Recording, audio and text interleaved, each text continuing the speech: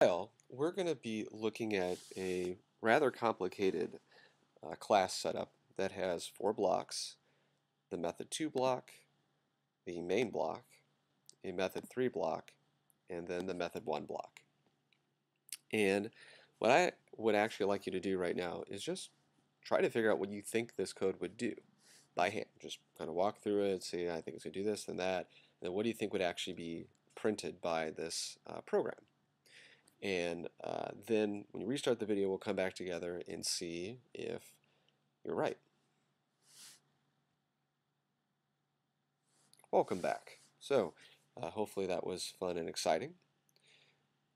So what I've done is I've actually made a graphical representation of the program, at least the different components of it.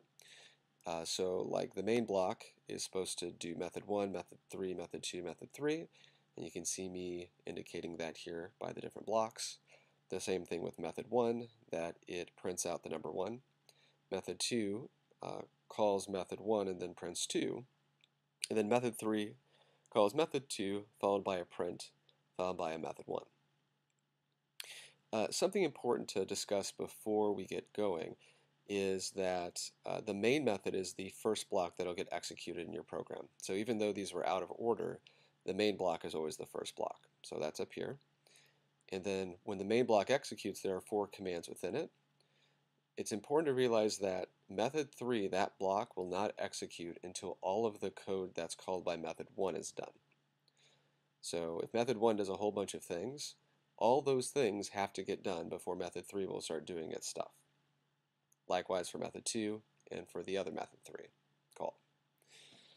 So let's get started. So the main method calls method 1, and we know that prints out the number 1. So that's all that happens.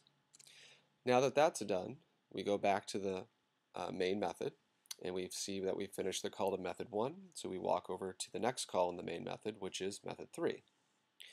What method 3 does is it executes a series of commands, the first of which is a call to method 2. So that's the next command that we're going to execute, which is what method 2 does. So we're going to punch that in here. And the first thing that method 2 does is it calls method 1. So I know that method 1 prints out a 1. Now at this point, it might be instructive to talk about what is actually going to be displayed in the screen in what order based on what we filled in. So the way it goes down is the main method calls method 1, prints out 1, so 1 will appear first. Then it goes over to method 3, which goes through the following series of events. It's calling method 2 first, so it goes down here, and then it calls method 1, which prints out a 1. When that printout's done, it goes back to this line of commands. It prints out the value 2, which, because this line of commands is done, it goes back to here and prints out the value 3.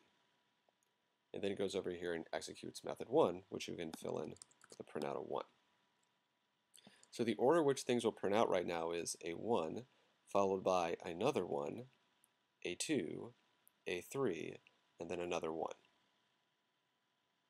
This is complicated. If you're a little bit confused, that's okay. That's why we're working through this slowly, and it's going to take a little bit of practice and a lot of organization. Once all of this stuff is done, we can finish up the next part of the main method, which was the call to method 2. Method 2 calls method 1 and does a print statement, but before it can print out the 2, it has to complete the job of method 1, which is to do a print statement of number 1. Now we're almost done.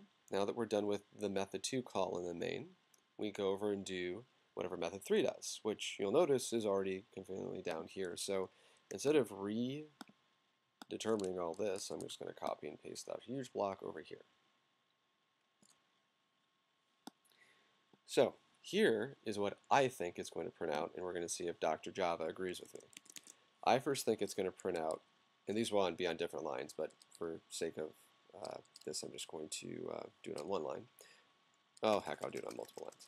It's going to print out the number 1 first, followed by another number 1, followed by a 2, followed by a 3, followed by a 1.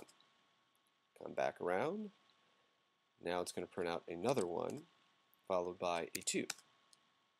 Come back around, last method call from the main method, prints out a 1, prints out a 2, prints out a 3, prints out a 1. So this is what I hope the answer is, and if it's not that, I've got some explaining to do.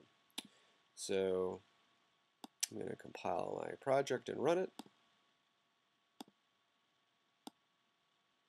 And let's see if I'm right. 1, 1, 2, 3, then 1, 1, 2, 1, 2, 3, 1. Yay, I got it right. Whew, that was complicated.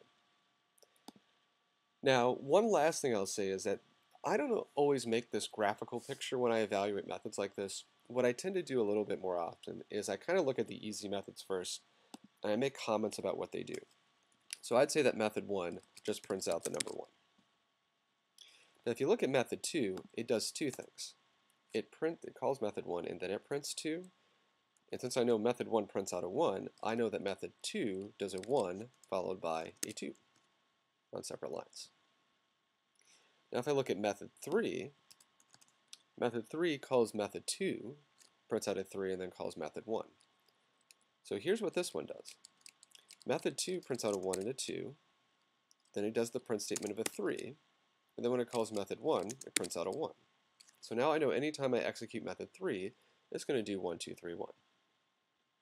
So finally, the main method, it's going to do whatever method 1 does, so a 1. Method 3, which is 1, 2, 3, 1. Then it's going to do method 2. Then it's going to do method 3. Bam. And assuming that was all in separate lines, that would be the exact same output. So this is the way I think about code, and I think the more you think about it this way in terms of what each individual block does, and then putting the blocks together into a bigger program, I think will be an extremely helpful way to understand what code does. The graphical approach is also not a bad way to diagram what code does, but I kind of like the way I did it here on the left, and you can see for me it was significantly faster. So hopefully this made some sense. Don't freak out too much if this was complicated, because honestly, it is.